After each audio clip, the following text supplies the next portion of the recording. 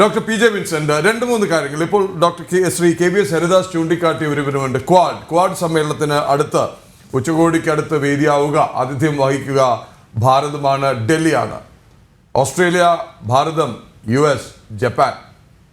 അതുപോലെ തന്നെ ഭാരതത്തെയും US-നെയും അടുപ്പിച്ച് നിർത്തുന്ന ഒരു ഘടകമുണ്ട്, അല്ലെങ്കിൽ ഒരു ഭീഷണിയുണ്ട്, ചൈന.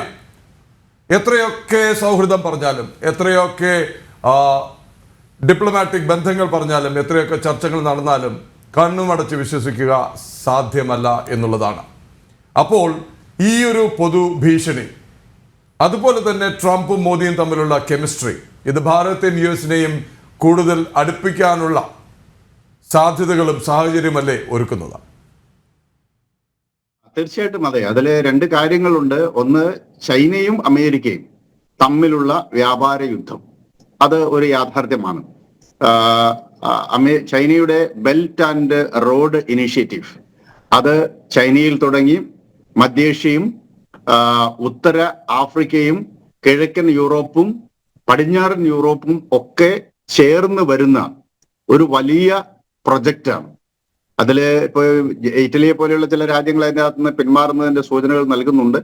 ആഫ്രിക്കയിലെ പല രാജ്യങ്ങളും ചൈനീസ് നിക്ഷേപത്തിൽ കടക്കണിയിലായ രാജ്യങ്ങൾ പിന്മാറുന്നതിന്റെ സൂചനകൾ നൽകുന്നുണ്ട്. ഇത്തരം ചില സെറ്റ് ബാക്സ് അതിലുണ്ടായെങ്കിലും ചൈന അത് യാഥാർത്ഥ്യമായി കഴിഞ്ഞാൽ ഈ മേഖലയിൽ ചൈനയുടെ വലിയ സാമ്പത്തിക സ്വാധീനം ഉണ്ടായി വരും. അപ്പോൾ ഇന്ത്യയെ സംബന്ധിച്ചിടത്തോളം പ്രധാനപ്പെട്ട പ്രശ്നം, ചൈനയും പാകിസ്ഥാനും തമ്മിൽ വളരെ അടുത്ത ബന്ധങ്ങൾ വളർത്തിയെടുത്തിരിക്കുന്നു എന്നുള്ളതാണ്. മറ്റൊരർത്ഥത്തിൽ ചൈനയുടെ ഒരു സാറ്റലൈറ്റ് സ്റ്റേറ്റ് ആയിട്ട് പാകിസ്ഥാൻ മാറിക്കഴിഞ്ഞു. അതുപോലെ ചൈന പാകിസ്ഥാൻ ഇക്കണോമിക് കൊറിഡോർ, അത് ലോകത്തിലെ തന്നെ ഏറ്റവും വലിയ ഇൻഫ്രാസ്ട്രക്ചർ ഇൻവെസ്റ്റ്മെന്റ് പ്രൊജക്ടുകളിൽ ഒന്നാണ്. അത് കടന്നു പോകുന്നത് ചൈന 1962 പിടിച്ചെടുത്ത ലഡാക്കിന്റെ ഭാഗമായ അസ്കായി ചിനിലൂടെ കടന്നു പോകുന്നുണ്ട്. 1962 പാകിസ്ഥാൻ ചൈനയ്ക്ക് ഇല്ലീഗലായി കൈമാറിയ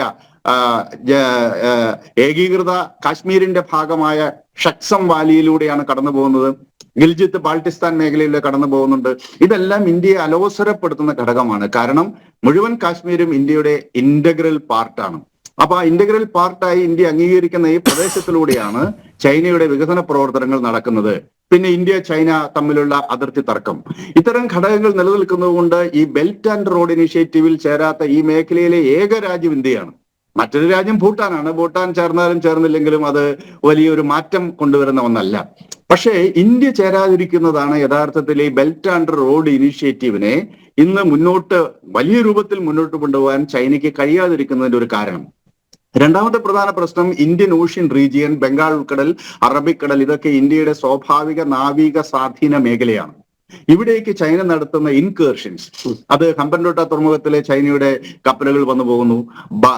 മാൽഡീവ്സിലെ കുറെ ദ്വീപുകൾ വാങ്ങിച്ച് അവിടെ സൈനിക താവളം സൃഷ്ടിക്കാൻ പരിശ്രമിക്കുന്നു. അതുപോലെ സെന്റ് മാർട്ടിൻ ദ്വീപിന്റെയൊക്കെ വിഷയങ്ങൾ നമ്മൾ നേരത്തെ സംസാരിച്ചു. ബംഗ്ലാദേശിൽ സ്വാധീനം ഉറപ്പിച്ചുകൊണ്ട് മലാക്ക സ്ട്രെയിറ്റ് നിയന്ത്രണത്തിലാക്കാൻ പരിശ്രമിക്കുന്നു.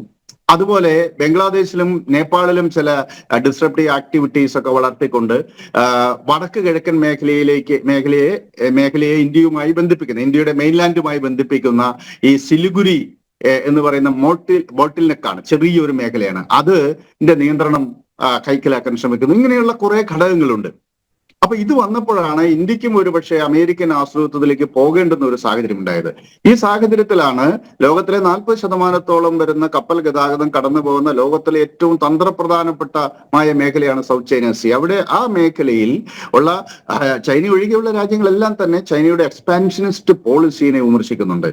അതുപോലെ കിഴക്കൻ ഏഷ്യ, ഫാർ ഈസ്റ്റ് എന്ന് പണ്ട് പറയുന്ന, ഇപ്പൊ കിഴക്കൻ ഏഷ്യ എന്ന് പറയുന്ന മേഖലയിൽ ചൈന നടത്തുന്ന ഇടപെടലുകൾ ജപ്പാൻ, കൊറിയ, സൗത്ത് കൊറിയ, അതുപോലെ ഫിലിപ്പൈൻസ് തുടങ്ങിയ രാജ്യങ്ങൾക്കെല്ലാം അവരുടെ സ്വാധീന മേഖലയിലേക്ക് ചൈന കടന്നു കയറുന്നു എന്ന സാഹചര്യമുണ്ട്. അപ്പോൾ ഈ മേഖലയിൽ ഒരു തുറന്ന നയം സ്വീകരിക്കുക എന്ന ആവശ്യവുമായിട്ടാണ്, എന്ന ആശയം മുന്നോട്ട് വെച്ചിട്ടാണ് ഈ ക്വാഡ് കൂട്ടായ്മ ഉണ്ടാക്കുന്നത്.